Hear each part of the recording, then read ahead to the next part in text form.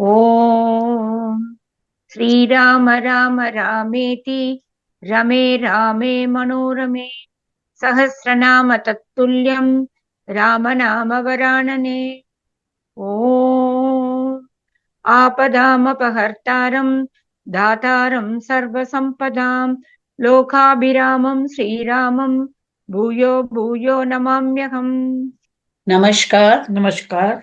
Today we read part 4 of the first chapter of Sundarakand from verses 170 to 213. आज हम सुंदरकांड के प्रथम सर्ग का चौथा और अंतिम भाग का पठन पाठन और श्रवण करेंगे। हम इसमें 170 से 213 श्लोक तक पढ़ेंगे। तं दृष्ट्वा वदनान्मुक्तं चन्द्रं राहुमुखादिव अब्रवीत् सुरसा देवी स्वेन रूपेण वानरम्। राहु के मुख से छूटे हुए चंद्रमा की भांति अपने मुख से मुक्त हुए हनुमान जी को देखकर सुरसा देवी ने अपने असली रूप में प्रकट होकर उन वानर वीर से कहा, Seeing him released from her mouth as the moon gets released from the mouth of the demon Rahu, and appearing in her native form, the goddess Sursa said to the monkey, अर्थसिद्ध्यै हरिश्रेष्ठ गच्छ सौम्य यथासुखं समानय च वैदेहीं राघवेन महात्मना। कपि श्रेष्ठ, तुम भगवान श्री राम के कार्य की सिद्धि के लिए सुख पूर्वक जाओ। सौम्य वैदेही नंदिनी सीता को महात्मा श्री राम से शीघ्र मिलाओ। Move according to your pleasure for accompanying your mission, O gentle Hanuman, the foremost of monkeys, and unite Sita, the princess of Videhi territory, with the high-souled Sri Rama, a scion of the Raghus. तत्तृतीयं हनुमतो दृष्ट्वा कर्म सुदुष्करं साधु साध्विति भूतानि प्रशंसुः तदा हरिम्। कपिवर हनुमान जी का ये तीसरा अत्यंत दुष्कर कर्म देख सब प्राणी वाह वाह करके उनकी प्रशंसा करने लगे। Witnessing this third feat of Hanuman in the shape of escaping alive from the mouth of Surasa, which was most difficult to accomplish, living beings who were watching it applauded the monkey on that occasion, exclaiming, "Well done, excellent." स सागरम् अनादृश्य अभ्येत्य वरुणालयं जगाम आकाशम् आविश्य वेगेन गरुडोपमः। वह वरुण के निवास भूत अलंघ्य समुद्र के निकट आकर आकाश का ही आश्रय ले गरुड़ के समान वेग से आगे बढ़ने लगे। Drawing near to the inviolable sea, the abode of Varuna, the god of water, and coursing through the air, he moved on with the speed like Garuda. सेविते वारि दाराभिः पतगैश्च निषेविते चरिते कौशिकाचर्यैः ऐरावत निषेविते सिंहकुञ्जर शार्दूल पतगोरघ वाहनैः विमानैः सम्पतद्भिश्च विमलैः समलङ्कृते वज्राशनि समस्पर्शैः पावकैः इव शोभिते कृतपुण्यैः महाभागैः स्वर्गजिद्भिः अधिष्ठिते वहता हव्यम् अत्यन्तं सेविते चित्रभानुना ग्रह नक्षत्र चंद्रार्क तारागण विभूषिते महर्षिगण गंधर्व नाग यक्ष समाकुले विविक्ते विमले विश्वे विश्वा वसु निषेविते देवराज गजाक्रांते चंद्रसूर्यपते शिवे विताने जीवलोकस्य वितते ब्रह्म निर्मिते बहुशः सेविते वीरैः विद्याधरगणैः वृते जगाम वायुमार्गे च गरुत्मानिव मारुतिः। जो जल की धाराओं से सेवित पक्षियों से संयुक्त गण विद्या के आचार्य तंबुरु आदि गंधर्वों के विचरण का स्थान तथा इरावत के आने जाने का मार्ग, सिंह हाथी बाघ पक्षी और सर्प आदि वाहनों से जुते और उड़ते हुए निर्मल विमान जिसकी शोभा बढ़ाते हैं, जिनका स्पर्श वज्र और अर्शान के समान दुस्साह तथा तेज अग्नि के समान प्रकाशमान है तथा जो स्वर्ग लोक पर विजय पा चुके हैं, ऐसे महाभाग पुण्य आत्मा पुरुषों का तो निवास स्थान देवता के लिए अधिक मात्रा में भविष्य का भार वहन करने वाले अग्निदेव, जिसका सदा सेवन करते हैं, ग्रह नक्षत्र चंद्रमा सूर्य और तारे आभूषणों की भांति जिसे सजाते हैं, महर्षियों के समुदाय गंधर्व नाग और यक्ष जहां भरे रहते हैं, जो जगत का आश्रय स्थान एकांत और निर्मल है, गंधर्व राजा विश्वासु जिसमें निवास करते हैं, देवराज इंद्र का हाथी जहां चलता फिरता, जो चंद्रमा और सूर्य भी मंगलमय मार्ग है, उस इस जीव जगत के लिए विमल वितान चंदोवा है, साक्षात पर ब्रह्मा परमात्मा ने ही जिसकी सृष्टि की है, जो बहुसंख्यक वीरों से सेवित और विद्याधर गणों से आवृत है, उस वायु पथ आकाश में पवन नंदन हनुमान जी गरुड़ के समान वेग से चले। Like Garuda, Hanuman, the son of the wind god, coursed through the path of the wind, which was refreshed by torrents and frequented by birds, was traversed by masters of music and dancing, the Tumbunu and the Gandharvas, and was used by Airavata, the celestial elephant, which carries Indra on its back. The path, which was adorned with stainless, fast moving aerial cars drawn by lions, elephants, tigers, birds, and serpents. The path, which was presided over and rendered charming by highly blessed souls who had performed meritorious deeds in their previous lives and had accordingly won their residence in heaven, were hard to touch like a diamond and thunderbolt, and shone like fire, which was inhabited by the god of fire, abundantly carrying oblations to the various gods, and was richly adorned with planets, lunar asterisks, the moon, the sun, and groups of stars. That which was ever thronged with hosts of eminent rishis, the seers of Vedic mantras, the Gandharvas, the Nagas, and the Yakshas, and was isolated, cloudless, and spacious, and frequented by the Vishwavasus, the chief of the Gandharva. Nay, which was traversed by elephants other than Airavata, belonging to Indra, the ruler of the gods, was the peaceful orbit of the sun and the moon, and served as an extensive canopy for the world of living beings, spread by Brahma, the creator, and which was frequented by numerous heroes ascending to heaven by virtue of their laying down their life in the righteous call, and blocked by the Vidyadharas, the celestial artists. Hanuman मेघजालानि प्राकर्षन् मारुतो यथा कालागुरु सवर्णानि रक्तपीत असितानि च। वायु के समान हनुमान जी अगर के समान काले तथा लाल पीले और श्वेत बादलों को खींचते हुए आगे बढ़ने लगे। Like the wind, Hanuman dragged along with him masses of clouds of the same color as agalokam, the black aloe, as well as red, yellow, and white in color. कपिना कृष्यमाणानि महाभ्राणि चकाशिरे प्रविशन् अभ्रजालानि निष्पतंश्च पुनः पुनः। उनके द्वारा खींचे जाते हुए वे बड़े बड़े बादल अद्भुत शोभा पा रहे थे। वे बारंबार मेघ समूहों में प्रवेश करते और बाहर निकलते थे। उस अवस्था में बादलों में छिपते तथा प्रकट होते हुए वर्षा काल के चंद्रमा की भांति उनकी बड़ी शोभा हो रही थी। Drawn by Hanuman, the huge clouds looked charming. Penetrating the masses of clouds coming out again and again, he shone forth at that moment, like the moon emerging from and entering into the clouds during the monsoon. प्रावृषीन्दुरिव आभाति निष्पतन् प्रविशंस्तदा प्रदृश्यमानः सर्वत्र हनुमान् मारुतात्मजः। सर्वत्र दिखाई देते हुए पवन कुमार हनुमान जी पंखधारी गिरिराज के समान निराधार आकाश का आश्रय लेकर आगे बढ़ते रहे थे।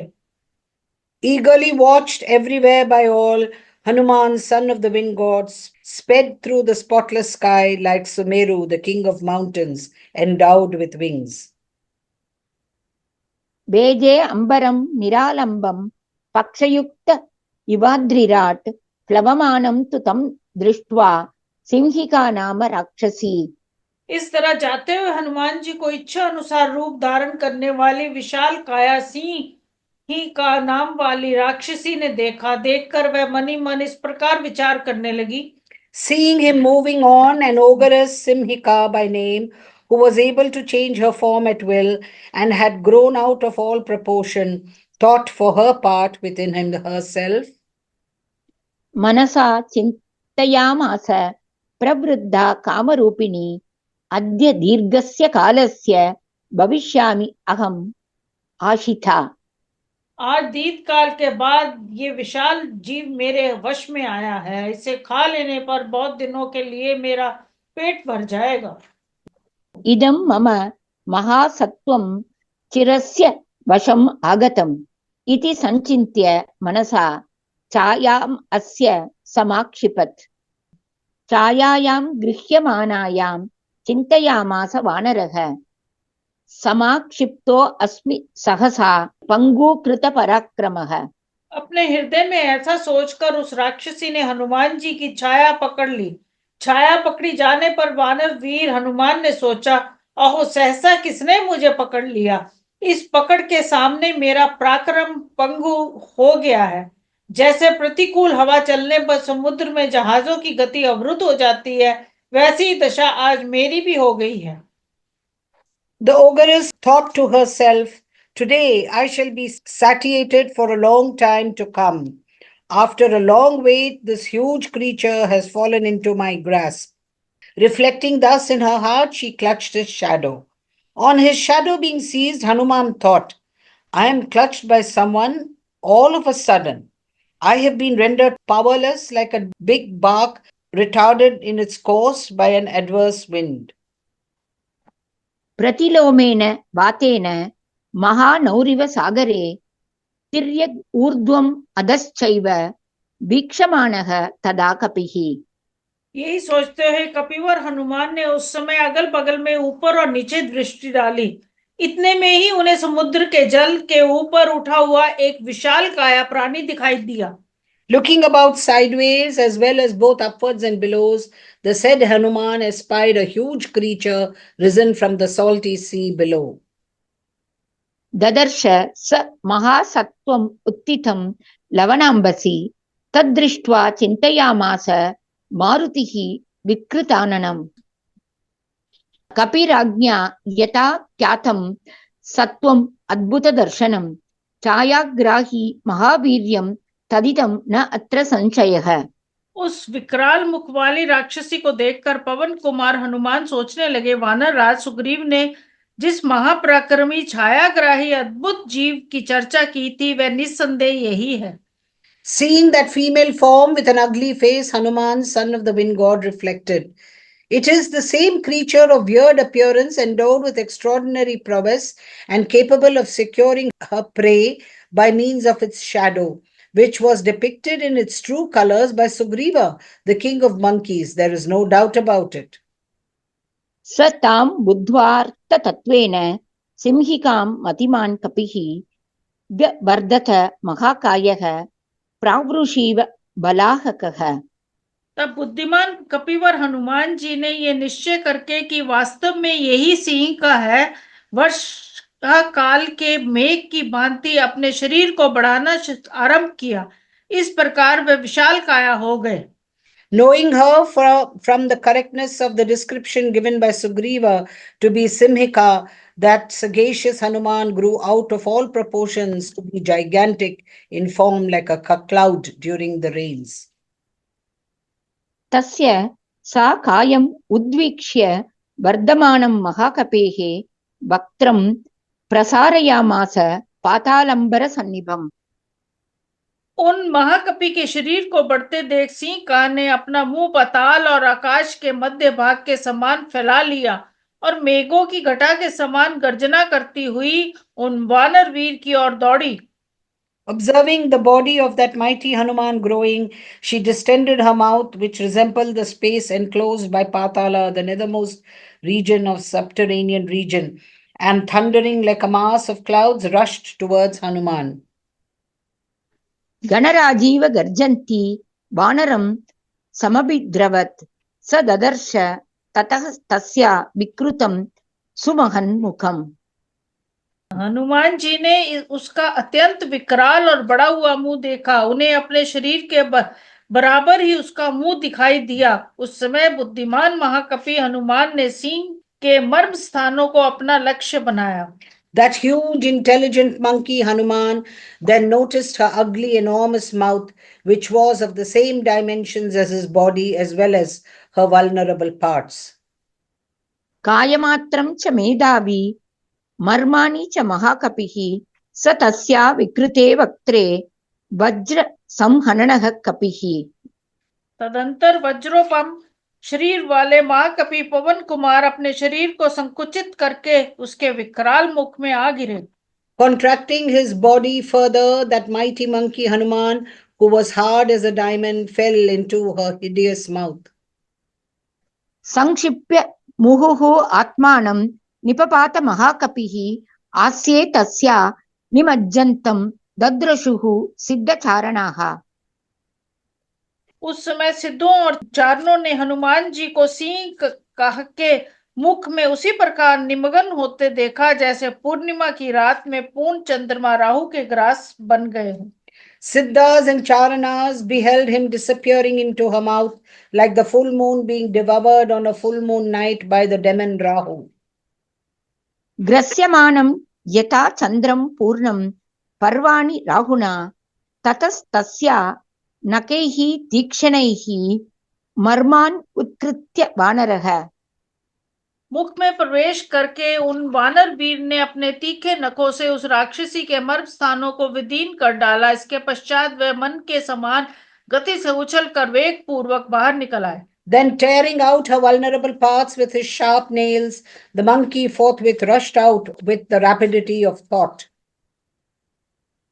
उत्पपाताथ वेगेन मन संपात विक्रमः तां तु दिष्ट्या च धृत्या च दाक्षिण्येन निपात्य सः।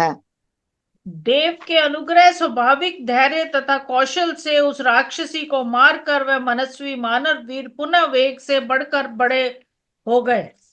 Having overthrown her with the help of providence as well as through firmness and ingenuity, Hanuman, for his part, who was the foremost hero among the monkeys and self-possessed too, rapidly grew once more in size. कपिप्रवीरो वेगेन ववृदे पुनरात्मवान् हृत्कृत्या हनुमता पपाथ विदुराम्बसि स्वयंभुवैव हनुमान् सृष्टः तस्या निपातने।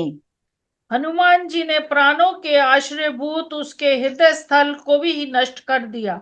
अतः वह प्राण शून्य होकर समुद्र के जल में गिर पड़ी। विधाता ने ही उसे मार गिराने के लिए हनुमान जी को निमित्त बनाया था। With her heart, the very seat of her life, torn asunder by Hanuman, she fell down dead into the water. Hanuman was created as an instrument for her destruction by Brahma, the self-born creator himself. तां हतां वानरेणाशु पतितां वीक्ष्य सिंहिकां भूतानि आकाशचारिणी तमूचुः प्लवगोत्तमम्। उन वानर वीर के द्वारा शीघ्र ही मारी जाकर सिंहिका के जल में गिर पड़ी। वह देख आकाश में विचरने वाले प्राणी उन कपिश्रेष्ठ से बोले, Perceiving the aforesaid Simika killed in no time by Hanuman and fallen, the beings who ranged the sky said to that jewel among monkeys, भीमम् अद्य कृतं कर्म महत्सत्त्वं त्वया हतं साधयार्थम् अभिप्रेतम् अरिष्टं प्लवतां वर। कपिवर, तुमने ये बड़ा ही भयंकर कर्म किया है जो इस विशाल काया प्राणी को मार गिराया। अब तुम बिना किसी विघ्न बाधा के अपना अभिष्ट कार्य सिद्ध करो। A terrific, valiant deed has been performed by you this day, in that a mighty creature has been killed by you. Now accomplish your desired objects without any hindrance, O jewel among the monkeys. यस्य तु एतानि चत्वारि वानरेन्द्र यथा तव धृतिः दृष्टिः मतिः दाक्ष्यं स कर्मसु न सीदति। वानरेंद्र, जिस पुरुष में तुम्हारे समान धैर्य, सूझ, बुद्धि और कुशलता ये 4 गुण होते हैं, उसे अपने कार्य में कभी असफलता नहीं होती। He in whom the following 4 virtues, that is, firmness, vision, understanding, and skill, actually exist as they do in you, never fails in his undertakings. स तैः सम्पूजितः पूज्यः प्रतिपन्नप्रयोजनैः जगाम आकाशम् आविश्य पन्नगाशनवत् कपिः। इस प्रकार अपना प्रयोजन सिद्ध हो जाने से उन आकाशचारी प्राणियों के ने हनुमान जी का बड़ा सत्कार किया। इसके बाद वे आकाश में चढ़कर गरुड़ के समान वेग से चलने लगे। Bounding in the air like Garuda, who feeds on serpents, adorned with ceremony by those beings who were now accomplished of purpose, thanks to the gallantry of Hanuman, the aforesaid monkey, who was worthy of adoration for his exploits, sped on. प्राप्त भूयिष्ठ पारस्तु सर्वतः भोजनानां सतस्यान्ते वनराजीं ददर्शसः। 100 योजन के अंत में प्राय समुद्र के पार पहुंचकर जब उन्होंने सब और दृष्टि डाली, तब उन्हें एक हरी भरी वन श्रेणी दिखाई दी। Looking around on all sides, when he was well nigh reached the opposite shore at the end of the 100 yojanas, he espied a row of forest trees. ददर्श च पतन्नेव विविध द्रुमभूषितं द्वीपं शाखामृगश्रेष्ठो मलयोपवनानि च। आकाश में उड़ते हुए ही शाखा मृगों में श्रेष्ठ हनुमान जी ने भांति भांति के वृक्ष से सुशोभित लंका नामक द्वीप देखा। उत्तर तट की भांति समुद्र के दक्षिण तट पर भी मलय नामक पर्वत और उसके उपवन दिखाई दिए। While yet in the airspace, Hanuman, the foremost of monkeys, also beheld an island adorned with trees of various kinds, as well as groves on the Malaya mountain.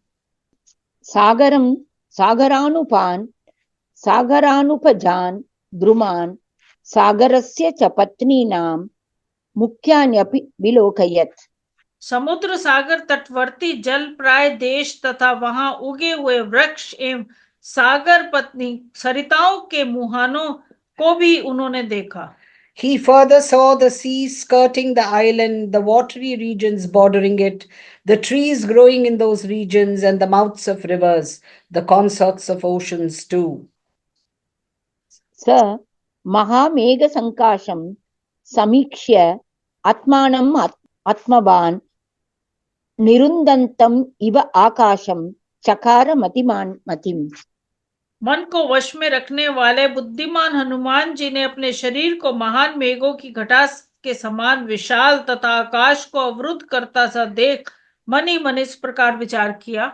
Gazing on his own person, which closely resembled a big cloud and blocked the sky as it were, the intelligent Hanuman, who was self-possessed too, began to reflect. कायवृद्धिं प्रवेगं च मम दृष्ट्वैव राक्षसाः मयि कौतूहलं कुर्युः इति मेने महामतिः। ओह, मेरे शरीर की विशालता तथा मेरा ये तीव्र वेग देखते ही राक्षसों के मन में मेरे प्रति बड़ा कुतूहल होगा। वे मेरा भेद जानने के लिए उत्सुक हो जाएंगे। परम बुद्धिमान हनुमान जी के मन में यह धारणा पक्की हो गई। The highly talented Hanuman felt convinced that, seeing the extraordinary growth of his body and his tremendous speed itself, the ogres would be inquisitive about him. ततः शरीरं संक्षिप्य तन्महीधर सन्निभं पुनः प्रकृतिम् आपेदे वीतमोह इवात्मवान्। मनस्वी हनुमान अपने पर्वतकार शरीर को संकुचित करके पुनः अपने वास्तविक स्वरूप में स्थित हो गए, ठीक उसी तरह जैसे मन को वश में रखने वाला मोहरहित पुरुष अपने मूल स्वरूप में प्रतिष्ठित होता है। Then, contracting his aforesaid expanded body, which closely resembled a mountain, he once more assumed his native form, even as he who had mastered his self and is completely free from infatuation realizes his own blissful divine nature.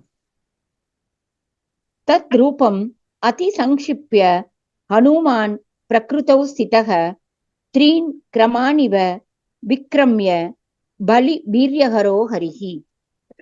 जैसे बलि के पराक्रम संबंधी अभिमान को हर लेने वाले श्री हरि विराट रूप से 3 पग चलकर तीनों लोकों को नाप लेने के पश्चात अपने उस स्वरूप को समेट लिया था, उसी प्रकार हनुमान जी समुद्र को लांग जाने के बाद अपने उस विशाल रूप को संकुचित करके अपने वास्तविक स्वरूप में स्थित हो गए। Having considerably contracted that form of his, Hanuman returned to his natural state, even as having taken 3 strides in his cosmic form and thereby frustrated the power of Bali, the demon king, Lord Sri Vishnu descended on the divine dwarf, returned to his former state of a dwarf. स चारु नानाविध रूपधारी परं समासाद्य समुद्रतीरं परैरशक्यं प्रतिपन्न रूपः समीक्षितात्मा समवेक्षितार्थः। हनुमान जी बड़े ही सुंदर और नाना प्रकार के रूप धारण कर लेते थे। उन्होंने समुद्र के दूसरे तट पर, जहां दूसरों का पहुंचना असंभव था, पहुंचकर अपने विशाल शरीर की ओर दृष्टिपात किया, फिर अपने कर्तव्य का विचार करके छोटा सा रूप धारण कर लिया।